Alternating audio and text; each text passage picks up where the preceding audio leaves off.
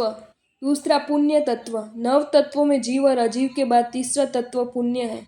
सांसारिक जीव जब तक मुक्त अवस्था को प्राप्त नहीं कर लेता तब तक कर्म उसके जीवन में आते रहते हैं।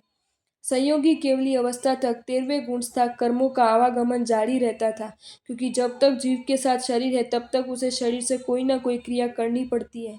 संसार के प्रत्येक जीव का चाहे द्रव्य मन और द्रव्य वचन न भी हो तो किंतु तन तो उसके साथ जन्म जन्मांतर तक लगा रहता है। तन से प्रवृत्ति करते समय या तो आत्मा शुभ भावों में संलग्न होती है या अशुभ भावों से युक्त होती है। अगर शुभ भावों से युक्त होती है तो शुभ कर्मों के आगमन को आमंत्रित करती है और अशुभ भावों से युक्त होती है तो अशुभ कर्मों को आमंत्रित करती है। स्पष्ट है, मानसिक वाचिक या कायिक कोई भी प्रवृत्ति करते समय जीव यदि शुभ भावों में युक्त होता है तो पुण्य कर्म के बीज बोता है और अशुभ भावों से युक्त होता है तो पाप कर्म के बीज बोता है। पुण्य की व्याख्या। पुण्यति शुभ करोति पुण्योति व पवित्रति करोत्यात्मानम इति पुण्यम। अर्थात जो आत्मा को शुभ करना है अथवा उसे पवित्र बनाता है, जिसकी शुभ प्रकृति हो, जिसका परिणाम मधुर हो, जो सुख संपदा प्रदान करे, उससे पुण्य कहते हैं। तत्वार्थ सूत्र में कहा गया है, शुभ पुण्यस्य अर्थात शुभ योग पुण्य का आश्रय है। सारी शुभ प्रवृत्तियां और शुभ प्रकृतियां पुण्य के अंतर्गत समाविष्ट हो जाती है।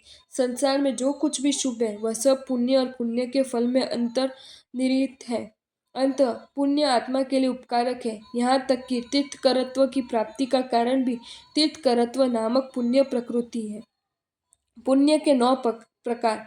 पुण्य उपार्जन करने के लिए शास्त्रकार ने 9 प्रकार बताए। अन्न पुण्य। शुभ भाव से निस्वार्थ भावना पूर्वक भूखे को भोजन आदि देकर उसकी भूख मिटाने से पुण्य बंद होता है, वह अन्न पुण्य है। उसमें विधि, द्रव्य, दाता और पात्र लेने वाले के वैशिष्ट्य से पुण्य बंध में विशिष्टता आती है। पान पुण्य। प्यासे को शुभ भाव से पेयजल पिलाकर उसकी प्यास शांत करने से जो पुण्य प्रकृति का बंध होता है वह पान पुण्य है। लयन पुण्य। बेघर बार एवं निरक्षित को आश्रय के लिए मकान आदि स्थान देने से पुण्य प्रकृति का जो बंध होता है वह लयन पुण्य है।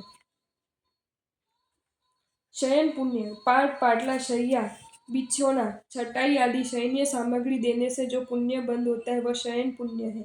वस्त्र पुण्य। सर्दी, गर्मी, वर्षा से पीड़ित व्यक्ति को इनसे रक्षा के लिए वस्त्रों का दान करने से जो पुण्य बंध होता है वह वस्त्र पुण्य है। मन पुण्य। मन में दूसरों की गुणीजनों की भलाई चाहने से, गुणियों के प्रति तुष्टि प्रमोद भावना रखने से मन पुण्य होता है। वचन पुण्य। वचनों द्वारा गुणीजनों का कीर्तन करके उनकी प्रशंसा करने से तथा हित मित प्रिय वचन बोलने से वचन पुण्य होता है। काय पुण्य। रोगी, पीड़ित, दुखित एवं संतप्त व्यक्तियों की शरीर द्वारा सेवा करने से, अन्य जीवों को सहायता पहुँचाने से, पराये दुख दूर करने से, गुणीजनों की सेवा, शुश्रूषा, पर्युपासना करने से जो पुण्य प्रकृति का बंध होता है वह काय पुण्य है। नमस्कार पुण्य। पंच परमेष्टि आदि योग्य पात्र का नमस्कार करने से एवं सबके साथ विनम्र व्यवहार करने से जो पुण्य प्रकृति का बंध होता है वह नमस्कार पुण्य है। पुण्य का 2 भेद है, पुण्यानुबंधी पुण्य, पापानुबंधी पुण्य। पुण्यानुबंधी पुण्य यानी जो पुण्य पुण्य की परंपरा को चला सके, अर्थात जिस पुण्य को भोगते हुए नवीन पुण्य का बंध हो वह पुण्यानुबंधी पुण्य है। उदाहरण, एक मानव को पूर्व भोग के पुण्य से सभी प्रकार के सुख साधन प्राप्त हुए, तथापि मोह में उसने पागल न बनकर आत्माहित के उद्देश्य से वह मुक्ति की अभिलाषा रखता है, पूर्व पुण्य का उपभोग करता हुआ नवीन पुण्य को बंद करता है, वह पुण्यानुबंध पुण्य है। जैसे सुबाहु कुमार एवं भरत चक्रवर्ती आदि ने पूर्वोपार्जित पुण्य से चक्रवर्तित्व पाया और फिर उससे भी श्रेष्ठ स्थिति मुक्ति प्राप्त की। पापानुबंधी पुण्य। जो पुण्य नवीन पाप बंध का कारण हो, अर्थात पूर्वोपार्जित पुण्य प्रकृति के कारण वर्तमान में तो शुभ सामग्री प्राप्त हुई हो, परंतु मोह की प्रबलता से असदाचारी बनकर पाप करना। आगामी भव में जो अशुभ सामग्री की प्राप्ति का कारण बने वो पापानुबंधी पुण्य है। जैसे ब्रह्मदत्त चक्रवर्ती आदि। ब्रह्मदत्त चक्रवर्ती को पूर्व पुण्य से चक्रवर्तीत्व प्राप्त हुआ, किंतु तीव्र भोगासक्ति कारण उसे नरक में जाना पड़ा। पुण्य क्रिया किए बिना पाप क्रिया रुक नहीं सकती। जब तक जीवन में पाप क्रिया चालू है तब तक पुण्य क्रिया की आवश्यकता है। पाप आत्मा को मलिन करता है, पुण्य आत्मा को पवित्र बनाता है। पुण्य कार्य करने में ख्याल रखना अत्यंत जरूरी है कि हमें पुण्य कार्य के बदले में किसी भौतिक सुख या पदार्थ की कामना करने की नहीं है। केवल आत्म कल्याण के शुभ उद्देश्य से ही पुण्य कार्य होता है। दूसरी इच्छा रखने से वह पुण्य का फल सीमित और संसार सजग बन जाता है। पुण्यानुबंधी पुण्य आत्मा का मोक्ष योग्य सभी सामग्री की अनुकूलता प्रदान करके मार्गदर्शक की तरह अपनी मर्यादित अवधि तक रहकर वह वापस चला जाता है। आत्मा को वह संसार में रोक नहीं सकता। पुण्य की है यही उपादेयता। पुण्य तत्व को खूब गहराई से समझना चाहिए। यह ऐसा तत्व है जो विविध भूमिकाओं में उपादेय ग्रहण करना, ज्ञेय जानना और हेय छोड़ना बन जाते हैं।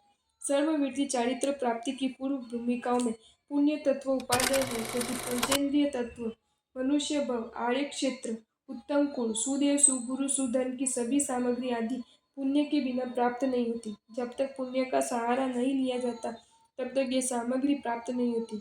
इस सामग्री के अभाव में संयम की प्राप्ति नहीं हो सकती। संयम स्वीकार करने के पश्चात संयम अवस्था में पुण्य तत्व ज्ञेय एवं उपादेय है। चारित्र की पूर्णता होने पर अर्थात 14वें गुण स्थानक में वह ज्ञेय हो जाता है, क्योंकि शरीर को छोड़े बिना मोक्ष की प्राप्ति नहीं हो सकती। जैसे समुद्र के एक पार से दूसरे पार जाने के लिए जहाज पर चढ़ना आवश्यक होता है और किनारे के निकट पहुंचकर उसका त्याग करना भी उतना ही आवश्यक है।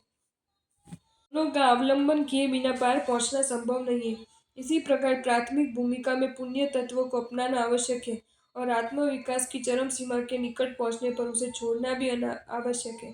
जहाज में बैठे हुए व्यक्ति के लिए वह ज्ञेय है और उपादेय है, ये है नहीं है।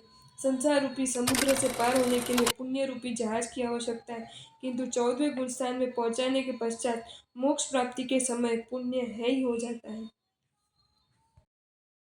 आपको ये वीडियो अच्छा लगा हो तो इसे लाइक करें और शेयर करें, और ऐसे ही नए नए वीडियोज़ देखने के लिए सब्सक्राइब करें हमारी channel Jain facts and stories को।